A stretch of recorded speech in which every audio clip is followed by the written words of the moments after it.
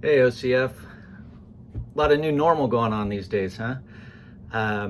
Well, as we try and stay connected through this time, there's some things that we thought we could do. If you saw Pastor Chris's message yesterday, we're trying to just touch bases daily in different ways, try and help us to stay connected.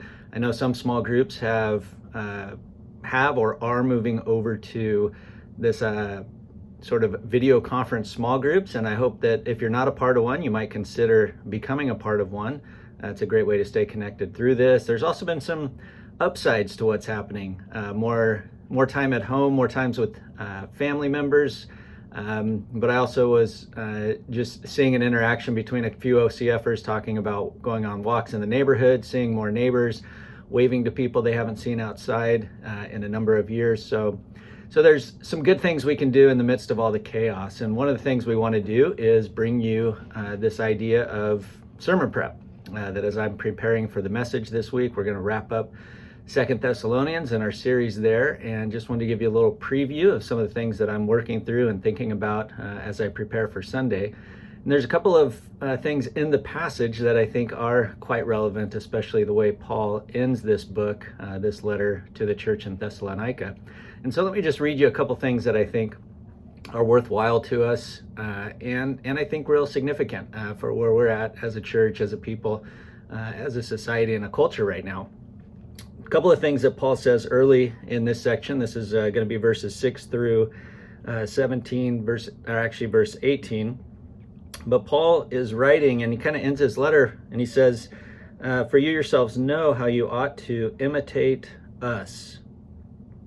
And then a few verses later in verse 9, he says, but to give you in ourselves an example to imitate. Now you just think Paul spent time with the church in Thessalonica.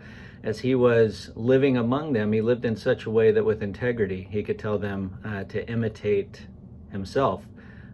You just think about that. As parents, are we living in such a way that we can tell the same thing to our kids? Can we say, imitate me as I imitate Christ? Or perhaps it's walking with people at work through this, or with neighbors through this. Are you handling this situation in a way that you could say, imitate me as we walk through this, the way that I'm trying to live, what I'm trying to do? And obviously none of us are perfect. Paul wasn't perfect, but we can live the trajectory of our lives in such a way that with integrity, we too could say, imitate me, live as I'm trying to imitate Christ.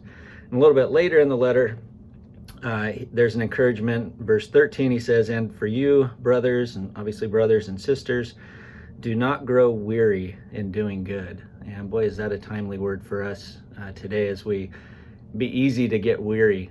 Hopefully you're not spending every waking hour reading the news and watching the news, and it's just changing so rapidly. It's nice to be informed and nice to check in on some credible news stories and find out the latest information. We want to be educated on everything that's happening.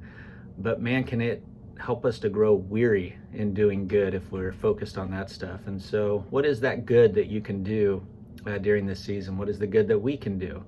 And let's not grow weary, but persevere and endure in doing that good. And we'll talk about that on Sunday, what that might look like. And then finally, the verse 16, which is, if you're looking at your Bible, it's the header is a benediction, sort of a blessing that Paul is praying over to the people. And I think this blessing is so fitting and timely for us. He says, now may the Lord of peace himself give you peace at all times in every way. The Lord be with you.